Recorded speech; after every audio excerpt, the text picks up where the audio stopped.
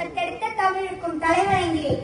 அவையில் கூடியுள்ள ஆட்சி மன்ற குழு உறுப்பினர்களையும் முதல்வர் அவர்களையும் ஆசிரியர் பெருமக்களையும் சிறப்பு விருந்தினர் அவர்களையும் என் அன்பு சகோதர சகோதரிகளுக்கும் என் இனிய குடியரசு தின வாழ்த்துக்களையும் வணக்கத்தையும் தெரிவித்துக் கொள்கிறேன்.